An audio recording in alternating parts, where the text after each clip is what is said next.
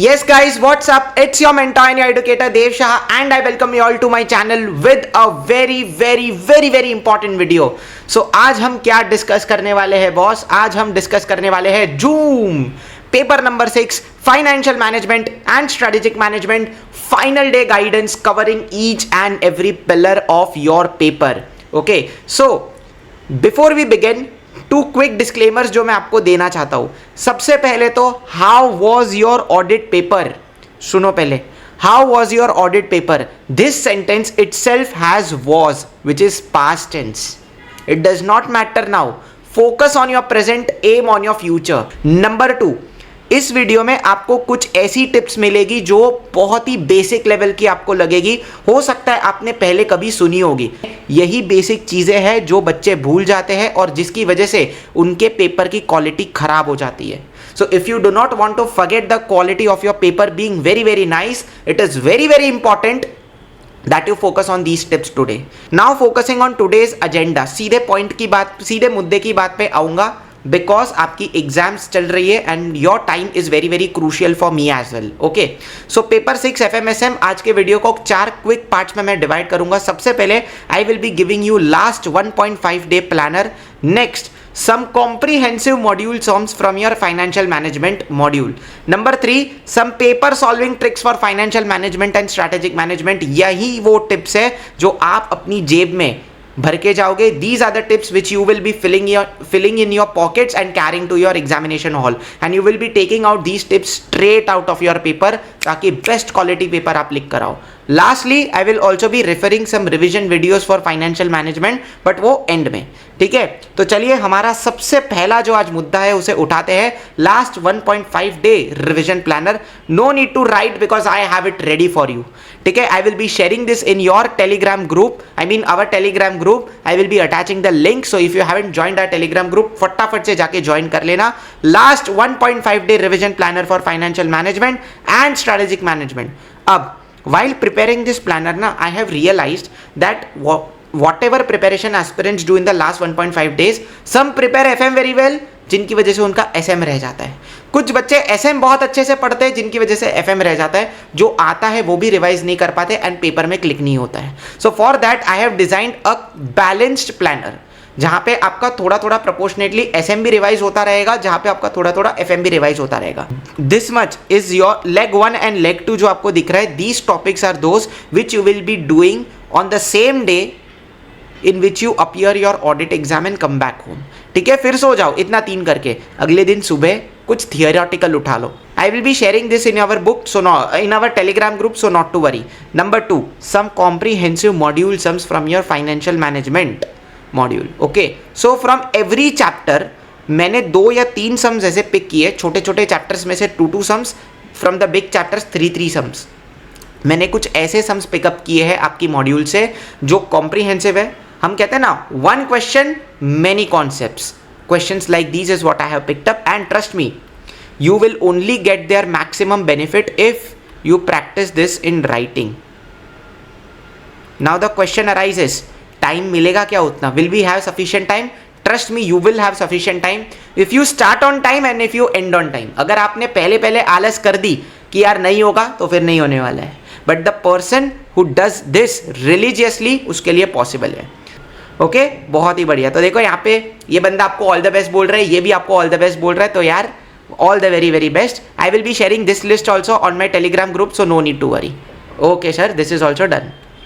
Next, paper solving tricks for FM and SM. This is the vital part of today's video. ये आज के video का एक vital part है. इधर आ जाओ. How to solve your paper for CA Inter FM. अगर आपको चाहिए तो मैं ये भी आपको टेलीग्राम ग्रुप में शेयर करवा दूंगा.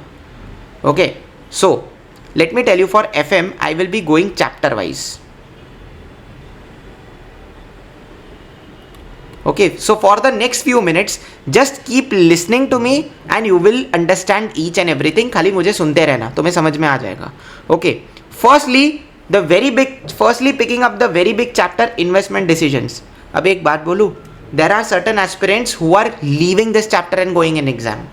Okay, also there are certain aspirants जिनको ऊपर से clarity है कि ये chapter में क्या है, but still जब एग्जाम में क्वेश्चन आता है ना तो वो ऐसे डर जाते हैं.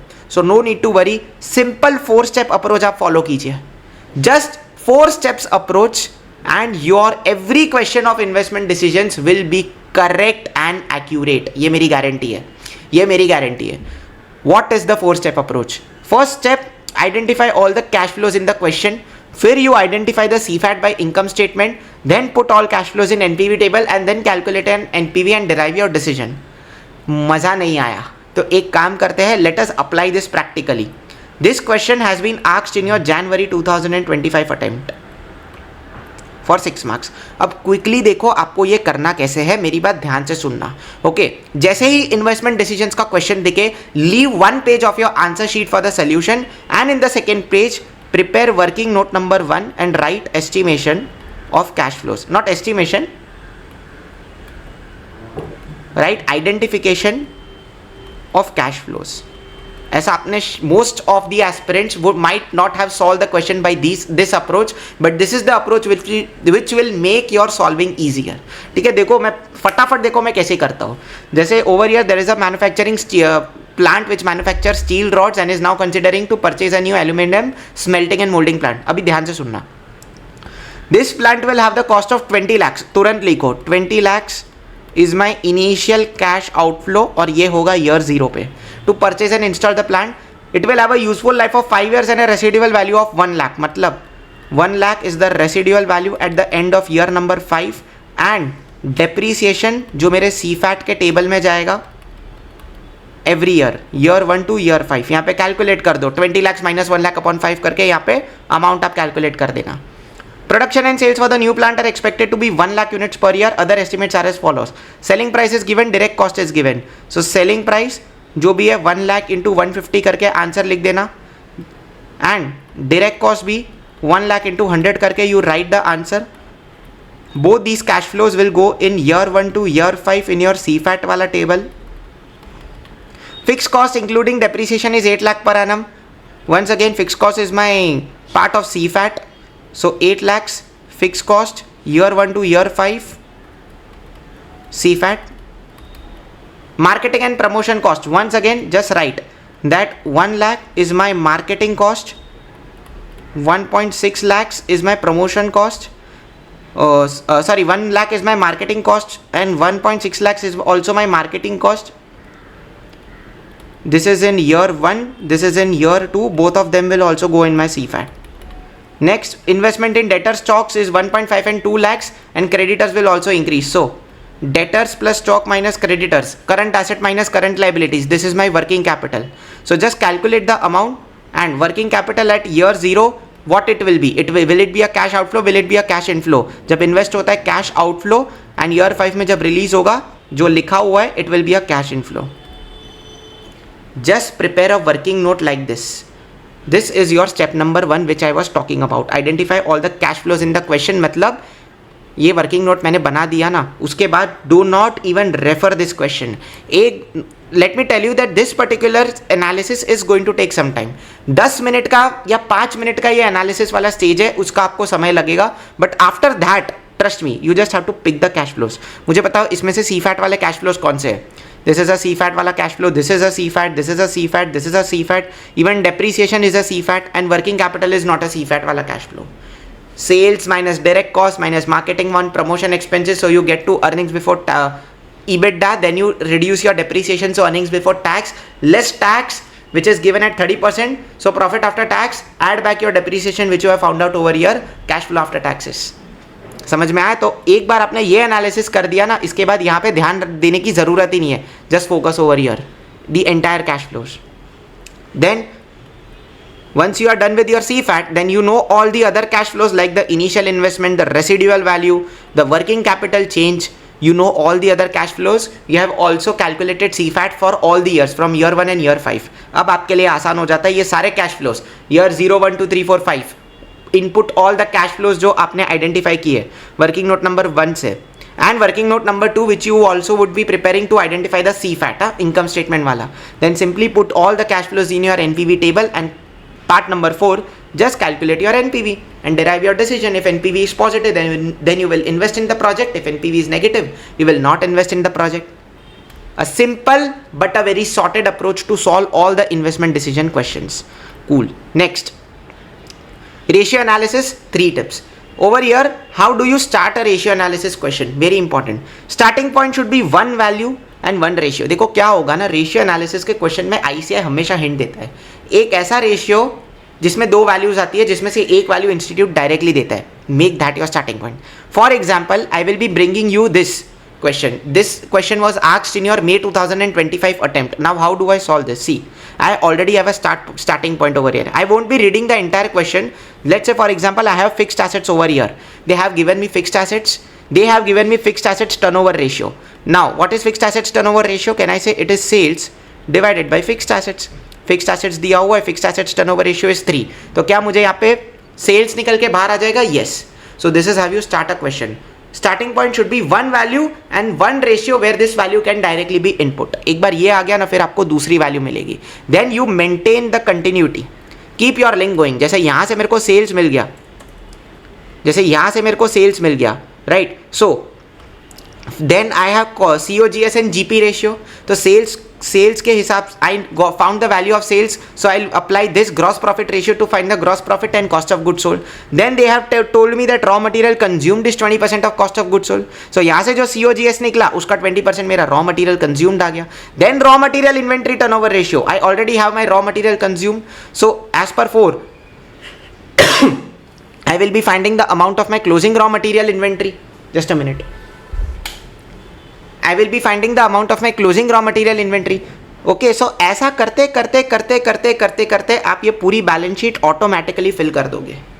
Okay, the very important point is this should be your starting point and just keep your link going. अच्छा, another thing, starting point can also be like this, that current assets minus current liabilities is working capital. So they will give you that the amount of working capital is, let's say for example 5 lakhs. Okay, and they will be giving you that my current ratio is 2:1. So how do you find current assets and current liabilities? So let current assets be X. What is current liability? See, current asset minus current liability is working capital. So can I say current assets minus working capital is current liabilities? So current liabilities is X minus 5 lakhs. You have derived the value of current assets and current liabilities. You have the current ratio. इससे आपका current asset and current liability निकल जाएगा. Directly you input this in your balance sheet. So these are the starting points which you should be beware upon. Next, just remembering ratios will not get you the question done. Acha, very very important while you are preparing for this chapter. You will also need certain other basic logics. The concept of operating expenses and EBIT. You should be very well aware of the same. The concept of your income statement. You should be very well aware of your same. What is the difference between return on total assets, return on capital employed, return on this equity shareholders fund, return on preference shareholders. ये थोड़ा सा return on proprietary fund, इसका आपको थोड़ा सा clarity होना चाहिए, वरना एग्जाम में you will get confused, so beware upon it. Next, leverage another 2 chapters where aspirants feel it difficult is leverage analysis, cost of capital. For leverage analysis, one simple tip, be very well aware with income statement. Let's say for example this is a question. Okay, now this question is the same as what was asked in your ICI module. ये directly ICI module से based एक question है. Now see, find the linking point over here once again. Let's say for example interest expenses is 12,000 and financial leverage is 1.5. So what is financial leverage? It is earnings before interest and tax upon earnings before tax. Yes, अब earnings before tax को मैं EBIT minus interest भी लिख सकता हूँ. ये कहाँ से आया? ये वही समझ पाएगा जिसका income statement पे अच्छा command है. Right, so 1.5 is equals to, I won't be solving, just showing you the trick. 1.5 is equals to let EBIT be X. So what is EBT? Earnings before interest and tax minus 12,000. तो इससे मेरा earnings before interest and tax का figure निकल के बाहर आ जाएगा. Got it? Let's say what is PV ratio? PV ratio is contribution upon sales into 100. This is what my PV ratio is. Right, तो इसके लिए contribution के लिए you will have to find other variables. Operating leverage is EBIT upon contribution upon EBIT, उसके लिए आपको EBIT चाहिए. सो जिसका इनकम स्टेटमेंट पे अच्छा कमांड है वही ये चीज कर पाएगा. So make sure you have a good command over here. Next, cost of capital पे when it comes to cost of capital, make sure you are very very clear with the WACC calculation. WACC का calculation आपको अच्छी तरह से आना चाहिए. The best example over here is this particular question from your May 25 attempt. This particular question from your May 25 attempt, जैसे कि यहाँ पर देखो interest on bank loan is 1.3 times. यहीं पे सारा खिचड़ी है. ओके, यहीं पर सारा खिचड़ी है. So they will be giving you the hint. See, they have not given you the hint what is the interest on bank loan indirectly. They have not given you the direct value of interest on bank loan. They have not given you directly the value of interest on debentures, but they have given you the cost of capital. This is your WACC. So you know that every amount that every type of security has its own weight, every type of security has its own cost, and weights into cost का total is my WACC. So input 14 over here. इसका जो भी partial formula बनता है, assume that the interest on bank loan is x. So interest net of tax क्या हो जाएगा? Can I say it is face value into x, it my interest rate into 1 - 0.3 plus वही आपका approximation में इस पे पूछा था. So redemption value minus net proceeds upon n divided by RV plus NP upon 2. तो वैसे पूरा फॉर्मूला जनरेट करो, उसका वेट्स निकालो. वेट्स तो आपको यहीं से मिल जाएगा. Okay, then it is 14. Then you frame equations and then you derive your answer. Okay, so very important, even in any chapter, not only in leverage and cost of capital, but in any chapter you should know how to frame equations. FM का एक major portion है ना आपका equations ही है. So if you learn how to frame equations, then you are going to rock in your paper. Institute का equation पे बहुत focus रहता है in PYQs. ये May 25 में दिख गया था. Okay, very cool. So this was all about financial management, but now our discussion is not yet over. This is done. This is done. What about strategic management? So in case of this strategic management na, the entire paper is divided into 4 parts. The very first part is that they can ask direct questions like what do you mean by retrenchment strategy, what do you mean by turnaround strategy, define Mendeleev's matrix and state its elements. ऐसे सारे सवाल आ सकते हैं. Just write your point wise answer, then it will be done. Now there can be questions where they make you identify strategy. Let's say for example अभी retrenchment की बात आई है तो मैं रिट्रेंचमेंट की ही बात कर लेता हूँ. ओके, सो ऐसा मैं बोल सकता हूँ that XYZ is a company which has reduced its operations substantially. की operations have been reduced substantially. Identify the type of strategy obtained by XYZ limited. So सबसे पहले पैरा 1 में 2 पैराग्राफ में डिवाइड करना, हर एक पैराग्राफ के अंदर पॉइंट्स रखना. लाइक मैं लिखता हूँ first point the facts, where I will be explaining कि what is retrenchment strategy, in what cases a company applies retrenchment strategy, वो सारी चीज़ें. And para number 2, I will be linking the case with my facts using keywords. जैसे मैंने question में mention किया ना, substantially reduced its key operations, तो वो कीवर्ड्स मैं लिखूंगा मेरे आंसर में. Since XYZ Limited is planning to substantially reduce its key operations, XYZ Limited is moving forward towards a retrenchment strategy.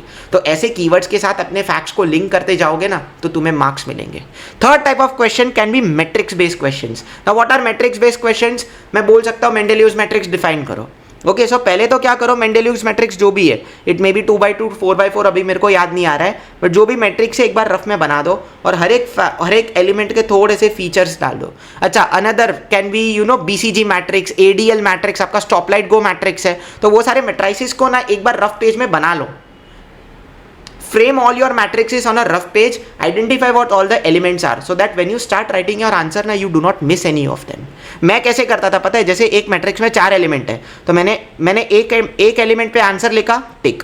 दूसरे एलिमेंट पे पॉइंट बनाया, टिक. तीसरे पे पॉइंट बनाया, टिक. चौथे पे पॉइंट बनाया, रफ वर्क में टिक.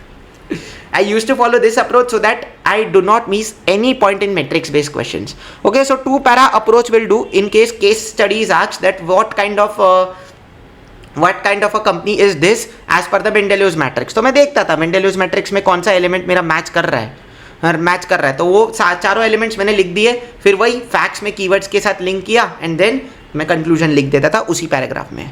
Okay, so draw matrix in rough is possible on matrix based question. And some common tips for strategic management, please highlight all the keywords, क्योंकि आप फैक्ट को कीवर्ड्स के थ्रू फैक्ट को case के साथ link कर रहे हो, तो कीवर्ड्स तो हाईलाइट होने ही चाहिए ना, वरना एग्जामिनर को कैसे पता चलेगा.